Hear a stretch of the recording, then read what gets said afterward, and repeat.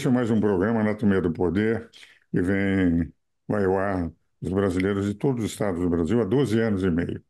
É um programa que tem uma resistência extraordinária na análise que se faz do que é o poder através dos detentores, seja na política, que é o mais importante no sentido de ter essa visualização, mas o poder universitário, o poder acadêmico, o poder esportivo, o poder em que, de alguma maneira, alguém que comanda tem que exercer o poder. E essa Anatomia do Poder, o programa que nós fazemos há 12 anos e meio, hoje eu tenho uma grande alegria. Eu sou decano dos ex-presidentes do Instituto dos Advogados, fundado em 1874, uma casa do jurista, a Ordem dos Advogados saiu do Instituto, era o Instituto da Ordem dos Advogados do Brasil. Até 94 nós tínhamos necessariamente um quarto do Conselho da Ordem dos Advogados, era indicação do Instituto, quando o nível, por nível dos professores, todos os juristas, entende? E esse ano nós estamos comemorando 150 anos. E para comemorar eu trouxe no nosso programa aquele que foi eleito alguns dias atrás como o novo presidente do Instituto dos Advogados de São Paulo. Na comemoração dos 150 anos, Renato Silveira tem um papel extraordinário, o presidente que deixará agora a presidência do Instituto, e Diogo, que deu uma colaboração enorme. Ele, hoje, foi eleito uma votação expressiva, a maior votação do Instituto, onde houve concorrência, algumas vezes no passado, havia só um candidato, mas ultimamente, até pela própria exposição do Instituto, tem sempre havido disputa, o que é normal, e diplomaticamente, democraticamente, com uma demonstração assim de um respeito, até porque a nossa casa é a casa do jurista, quanto à ordem, é a casa do advogado. O jurista é aquele que escreve, aquele que faz doutrina, aquele que influencia nas decisões do Poder Executivo, Legislativo e Judiciário. E aqui temos, hoje, para termos, para falar sobre a sua presidência futura, o meu querido amigo, professor da Universidade Mackenzie, como eu, que fui professor até 92, Diogo Melo. Meu querido Diogo, com a palavra, o tempo é seu. Professor Ives, eu gostaria de agradecê-lo inicialmente, agradecer todos e todas que nos ouvem neste programa. Eu fico muito feliz de estar aqui e, como o professor próprio disse, é um misto de profunda e genuína alegria, mas também um sentimento de grande responsabilidade. Como o professor Ives disse, o Instituto este ano completará, graças ao trabalho do professor Ives, esta é uma curiosidade que nós vamos explorar nesse programa, certamente, mas graças ao professor Ives, 150 anos, e o Instituto ele ocupa hoje uma posição de um grande protagonista dentre as instituições jurídicas. O Instituto, como a instituição mais antiga de São Paulo, do Estado de São Paulo, tem contribuído com a ordem, tem contribuído com a associação, com o Tribunal de Justiça, com o Ministério Público, com as carreiras de defensoria, justamente, estritamente na sua função, que é uma contribuição com as leis, contribuição com interpretação de leis duvidosas e, mais importante, professor Ives, a preservação das instituições. Então, hoje, o sentimento de responsabilidade, passada a alegria desta votação simbólica, que, de certa maneira, é um endosso também na gestão do professor Renato Silveira, que completará o seu mandato em dezembro, mas também um sentimento de profunda responsabilidade para que o Instituto continue nessa trilha, continue neste caminho, mantendo o seu protagonismo na defesa das instituições. Então, essas são as minhas palavras iniciais, professor. É interessante que E quero também dizer o seguinte, evidentemente, como eu sou decano dos ex-presidentes, eu votei no Diogo. Ele sabe disso, fiz até vídeos de apoio por conhecer não só o meu colega da Universidade Mackenzie, professor lá reconhecido, um dos grandes professores da escola, mas pelo fato de ter colaborado com Renato Silveira durante todo esse período. E é importante para nós entendermos, os nossos telespectadores, a importância dos institutos de advogados. São Paulo só não tem um instituto tão antigo quanto o Instituto dos Advogados Brasileiros no Rio, porque quando em 1843 foi fundado o Instituto, em São Paulo se pretendeu fazer a mesma coisa, porque lá no Rio não havia faculdade de Direito, nós tínhamos a nossa, fundada em 1827. E os professores da Universidade de Direito diziam: nós não precisamos do Instituto, os senhores podem continuar discutindo aqui na faculdade. E essa foi a razão pela qual nós só viemos com o Barão de Ramalho em 1874. Durante o programa, o Diogo vai explicar como é que aconteceu. Descobrimos a data de fundação e o que ocorreu é que fundamos, é um dos antigos, mais antigos de São Paulo, no Brasil, talvez o de Pernambuco seja o único e regional mais antigo do que o nosso, e tem tido um papel extraordinário. Que as grandes figuras do direito do Brasil passam pelo Instituto. As grandes figuras de São Paulo, os maiores juristas, foram membros do Instituto. O que representa é uma instituição que reflete como juristas, e não como advogados, embora todos sejam ou advogados, ou membros do Ministério Público, ou desembargadores, e analisam o que representa o melhor direito para nós. De tal maneira que o nosso compromisso não é com o governo, não é com o Estado, não é com aqueles que estão formulando aquilo que parece a melhor orientação jurídica, mas é o compromisso com a doutrina, com a ciência do direito. Por isso que nós chamamos que a casa do jurista e a ordem é a casa do advogado. E hoje temos o Diogo, meu Essa é uma companheiro na peculiaridade. presidência. Esta é uma peculiaridade, professor Ives, que o senhor sempre faz questão de registrar, e apesar do advogado no nome, é justamente isso. Nós hoje congregamos não só advogados, mas membros do Ministério Público, membros da magistratura, que de certa maneira nos favorece esse diálogo a partir da ciência do direito, a partir da doutrina, e esta é a nossa função. Pelo menos desde os anos 30, nós fomos os responsáveis pelo primeiro Código de Ética, participamos da discussão do Código Civil de 16, participamos da Constituinte através do professor Ives aqui.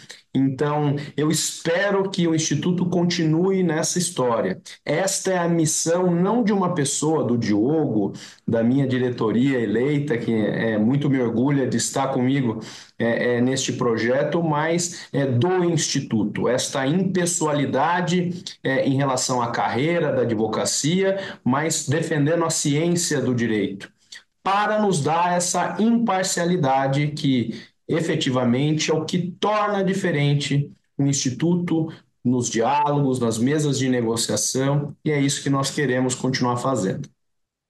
E, meu caro Diogo, uma questão colocada, porque, evidentemente, no dia 29 de novembro, nós comemoraremos os 150 anos do Instituto. O que o amigo com o professor Renato estão preparando para esse dia de comemoração? Professor, isso já está divulgado nos nossos sites, nas nossas redes sociais. Será a nossa primeira solenidade acontecerá no dia 11 de novembro no Teatro São Pedro. Há uma simbologia em torno disso, serão feitas inúmeras homenagens, não só aos ex-presidentes, aos empossandos deste ano de 2024, agradecimento aos nossos associados remidos, mas fundamentalmente será uma noite muito feliz, muito festiva, justamente por conta desta comemoração. E no dia 29, nós teremos um evento com as nossas autoridades, com os nossos associados, no Yacht Clube de Santos, aqui em Higienópolis. Para quem não conhece São Paulo, é um dos lugares mais icônicos, não é? Sociais mais icônicos da cidade de São Paulo, em que será dada a oportunidade deste congraçamento e no dia efetivo da nossa fundação dos 150 anos. Mas, como o professor sabe, nós vamos fazer os 150 anos, vamos entrar na quadra dos 150 anos, mas nós temos todo o ano que vem justamente para essa celebração. E isto eu gostaria de, efetivamente, com mais calma, no próximo bloco, mencionar aqui algumas iniciativas que serão tomadas, obviamente capitaneadas e iniciadas pelo professor Renato, mas que caberá à nossa diretoria implementá-las. Então, Renato, meu caro Diogo, nós já vamos passar para o segundo bloco, entende? Depois dos nossos comerciais, para você falar, mas eu acho isso importante. Quando se falou em iate, Clube de Santos, na verdade, é a antiga casa da Dona Verediana, considerando as casas mais antigas, ainda daquele período, do Grande Café de São Paulo, etc., e praticamente ao lado da nossa universidade, a Universidade Mackenzie, e que realmente, como diz, é um lugar icônico, realmente é muito bonito.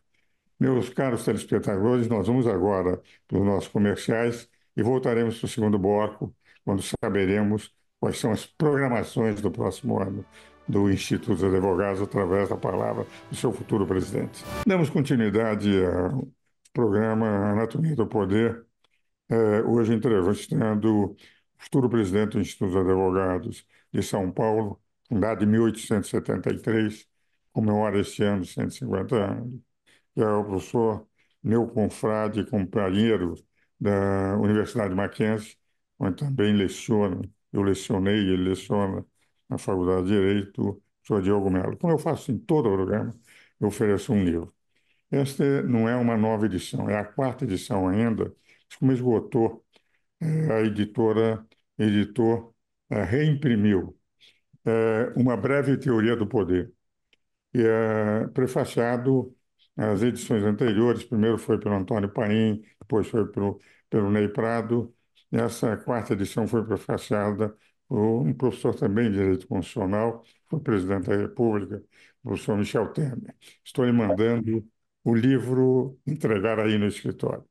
Mas, meu caro Diogo, voltando ao nosso programa sobre o Instituto, porque esse programa é dedicado ao nosso Instituto, no bloco anterior, você fez a menção, e você vê, eu continuo te chamando de você, e eu não sei porque você não me chama de você, já que nós somos ex-presidentes e ex-presidentes, entende? E eu tomo essa liberdade, talvez pelos meus 89 anos, e você não vai ficar aborrecido no nosso programa e não fazer os tratamentos protocolares.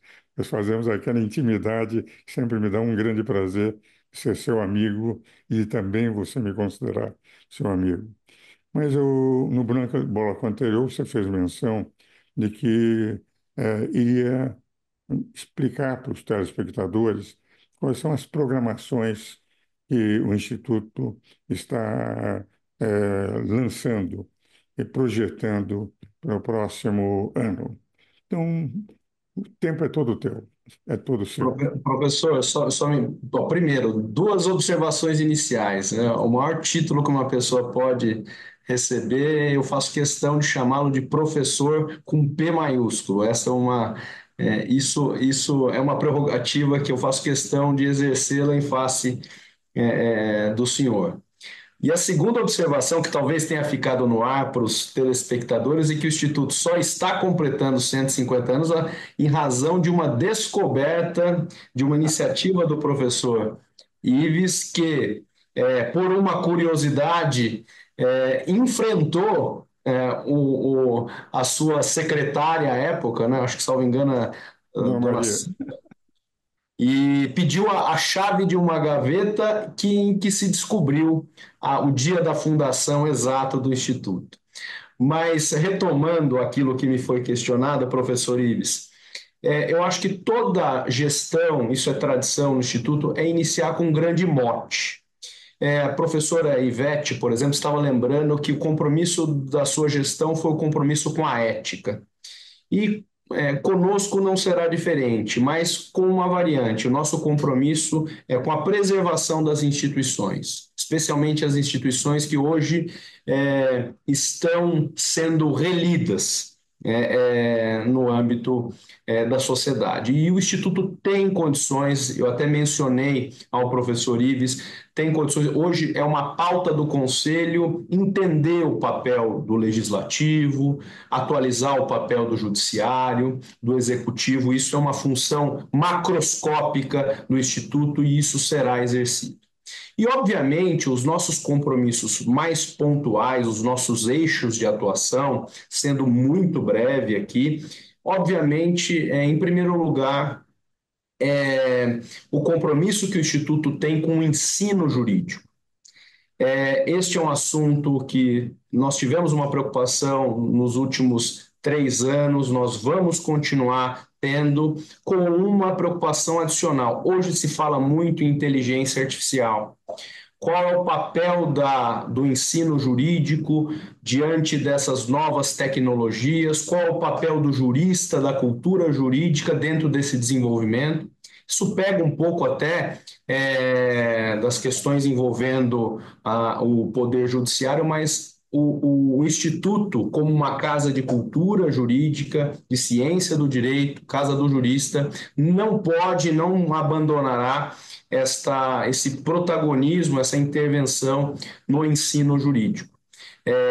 A própria ordem tem uma dificuldade enorme, muitas vezes, de controlar, de participar, de opinar, mas o Instituto tem que contribuir, tem que dar a sua contribuição neste segmento. Um segundo ponto, professor Ives, aproveitando e agradecendo mais uma vez esse livro que me foi presenteado, é importante frisar aos telespectadores que hoje uma das mais produtivas editoras jurídicas, pelo menos do estado de São Paulo, é a editora do Instituto. Nós temos um material incalculável no nosso corpo associativo, que são os próprios associados. Uma produção científica enorme, uma produção das nossas comissões de estudo, uma produção enorme do nosso conselho. E isto, de certa maneira, precisa ser trabalhado e, vamos dizer assim, muito bem trabalhado no sentido de nós temos que lapidar esta pedra preciosa, na verdade, que são os trabalhos dos nossos associados na nossa editora. E hoje a nossa editora ela tem sido muito rentável, o que tem dado uma economia, o Instituto tem se tornado saudável financeiramente, graças à nossa editora. Então, nós temos um vácuo aí importante para ser ocupado. Nós não temos mais um grande número de editoras no Brasil, mas nós temos a nossa editora do Instituto, que pode ser um mecanismo de divulgação das nossas ideias, um mecanismo de receita importante, mas mais do que isso, um mecanismo de transmissão dos nossos pensamentos, como aconteceu recentemente, a título de exemplo, um trabalho que foi feito sobre o anteprojeto do Código Civil. Tem partes muito interessantes, partes boas, mas outras que precisam ser trabalhadas junto ao Congresso Nacional. E o último ponto professor Ives, é justamente este papel junto às instituições. Há uma preocupação muito genuína do nosso Conselho com vários temas lançados no Supremo Tribunal Federal, que, através de um trabalho da diretoria, um trabalho dos conselheiros natos, como é o professor Ives, que a gente precisa, vamos dizer assim, enfrentar. Eu vou citar um único aqui, que até eu sei que o professor Hamilton Dias de Souza, que foi vice-presidente, inclusive, do professor Ives, lançou recentemente na nossa comissão, que é a questão do monocratismo do Supremo Tribunal Federal. Então, esta pauta também será no próximo ano muito bem, tem que ser muito bem trabalhada pela diretoria para que o Instituto garanta esse protagonismo e voz nessa importante discussão. Sem contar um outro tema também que diz muito próximo ao professor Ives, que é a reforma tributária, né? Algo que todo mundo acha que acabou e não acabou. Há muito a ser feito, não é? Há muito a ser criticado, e mais uma vez o Instituto precisa desta voz, precisa opinar e não pode perder essa oportunidade. Então, fundamentalmente, O Diogo, nesta gama que nós pretendemos atuar, professor Ives. uma gama excepcional. E sobre esse aspecto, digamos, dessa certa crise nas instituições, é interessante um editorial do Estado de São Paulo, de quarta-feira, em que ele faz menção ao seguinte: a Folha fez em primeiro dizendo o seguinte, que era favorável à PEC, que pediria decisões colegiadas e não monocráticas. Então, um jornal da importância. E o Estado de São Paulo, na quarta-feira desta semana, faz uma menção também importante. Diz o seguinte: o Supremo tem que se autoconter. O Supremo não tem admitido que errou, que avançou e que é necessário voltar, porque senão tem que se dar apoio naquelas PECs. Por exemplo, aquela PEC que todos criticam, como é que pode o Congresso Nacional? Essa PEC é só por uma hipótese. O artigo 49, inciso 11 da Constituição, declara o seguinte: que cabe ao Congresso zelar por sua competência normativa perante o Poder Legislativo, Poder Judiciário, Poder Executivo. Ora, se cabe a zelar, não disse o Constituinte de 88 como zelaria. Então, essa PEC diz o seguinte: se invadir a competência, só na hipótese de invasão de competência, não em qualquer decisão da competência do Supremo. Se invadir a competência por 2/3, eles podem sustar. Portanto, é uma única hipótese, que é uma explicitação do que já está no artigo 49, inciso 11, que diz que eles têm que zelar, mas não diz como. E agora essa PEC diz como eles podem zelar só nessa hipótese. Os jornais apresentam como se não fossem hipóteses generalizadas, em total, que não é verdade. Por essa razão, também nesse ponto, eu sou favorável à primeira PEC, sou favorável à segunda, que não tira em nada o poder.